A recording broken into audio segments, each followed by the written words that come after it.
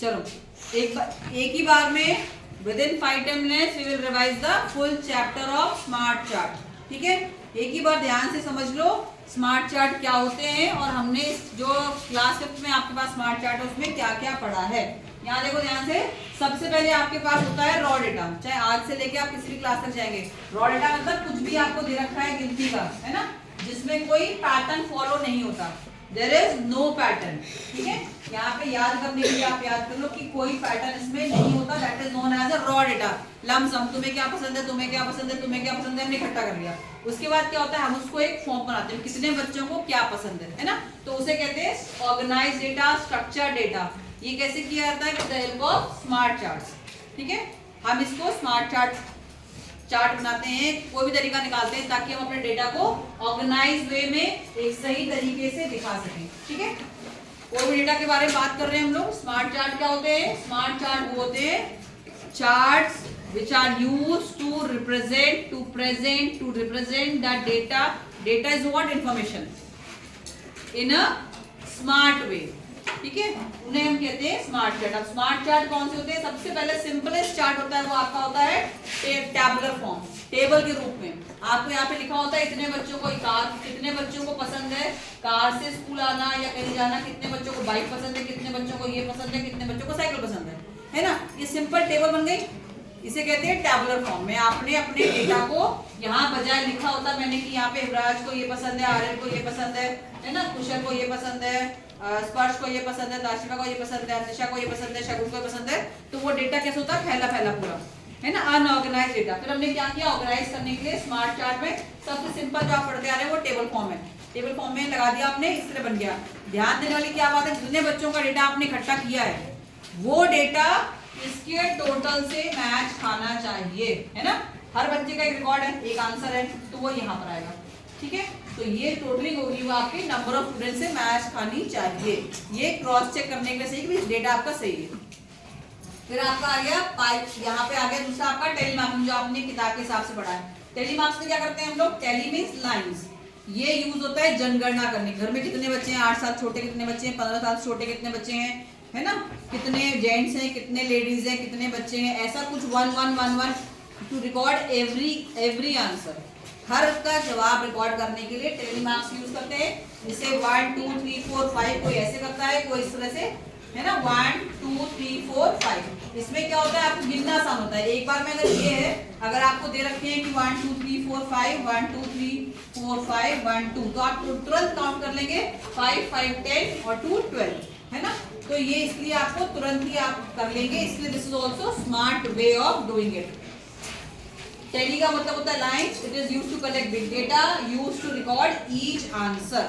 ठीक है, इसका मतलब भी ये होता है कि जब आप इसे काउंट करेंगे टेलीमार्क्स को, तो आपके जो ये 12 13 14 ये आपके number of people on whom you have collected data same आना चाहिए, क्योंकि हर बच्चे का एक आंसर है ना, हर बच्चे का एक आंसर है। इसका मतलब नंबर ऑफ आंसर जब आप काउंट करेंगे तो वो भी मैच होना चाहिए बराबर, जितने बच्चों का था उतने बच्चों का आना चाहिए। अगर आपने 100 का लिया है, 47 बच्चों पे डेटा इकट्ठा किया है, जो भी किया है वो आपका डेटा बराबर आना चाहिए, वरना किसी न किसी का डेटा रह गया है।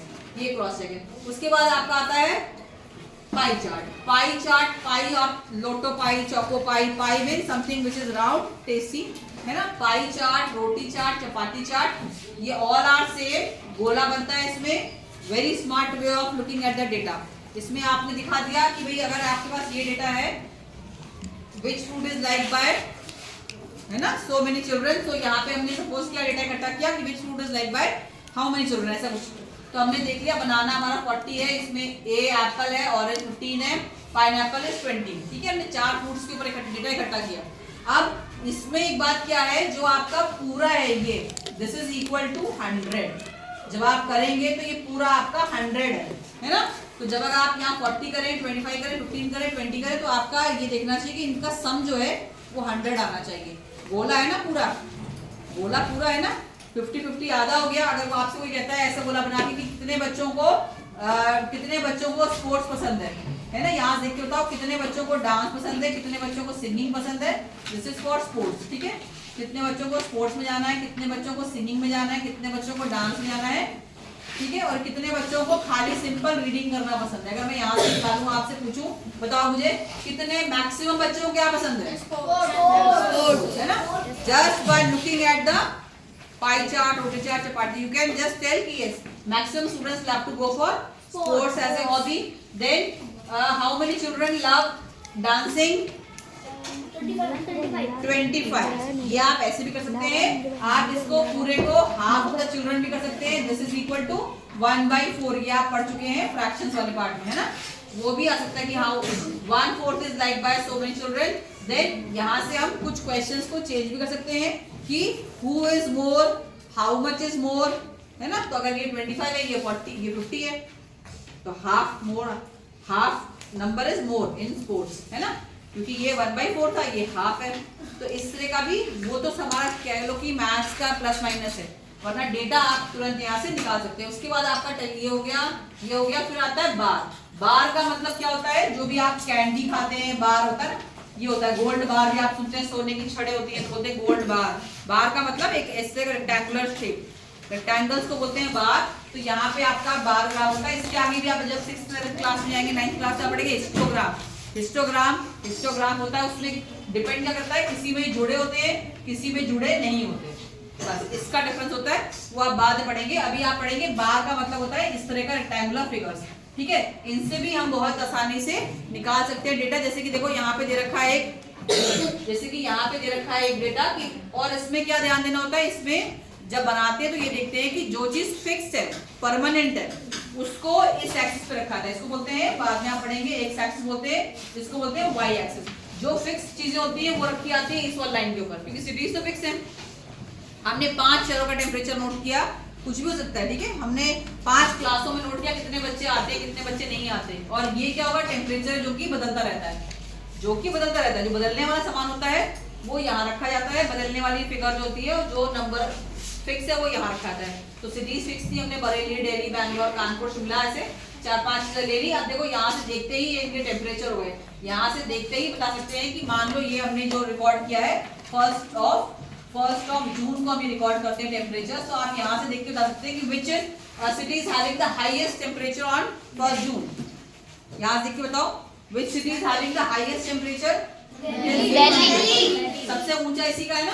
ये देखो यहाँ पे जा रहा है, तो ये 50 पूरा नहीं है, लेकिन 50 से कुछ कम है. इसका मतलब 48 के आसपास. यहाँ पर भी 1 2 3 4 5 6 7 8 9 10 होता है, जैसे कि आपने स्केल वाले चैप्टर में पढ़ा है ना, मेजरमेंट चैप्टर में. तो उसके हिसाब से यहाँ पे काउंट कर लेंगे. देन हम इसमें ये भी कर सकते हैं कि विच टू सिटीज आर सेम. उसको हम कहते हैं, यहाँ पे बरेली और बैंगलोर है, हमने यहाँ पे ऐसे बनाया. तो which two cities are same, Bareilly and Bangalore, near about 30 degree temperature.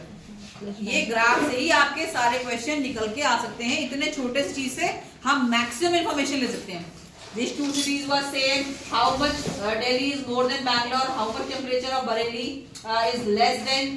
Yeah, how much Shimla is less than Bareilly? How much Kanpur is more than Bareilly? How much Shimla is less than Kanpur? है ना. इस तरह के सारे question हमें यहाँ से आ सकते हैं. तो this is known as bar graph. बस यही आपने इतने इसके अंदर पढ़े हैं, और यही आपका जो कहते हैं ना मेन रिवीजन पार्ट है स्मार्ट चार्ट का. समझ में आया ये वाली चीज? घर जाके सारे चैप्टर को ध्यान से पढ़ना. इसके अलावा और भी वीडियोस हैं, आप देख सकते हैं. उसमें पर्टिकुलर एक्सरसाइजेस के और भी आपको मिल जाएंगे बहुत यहाँ वहाँ से. ठीक है.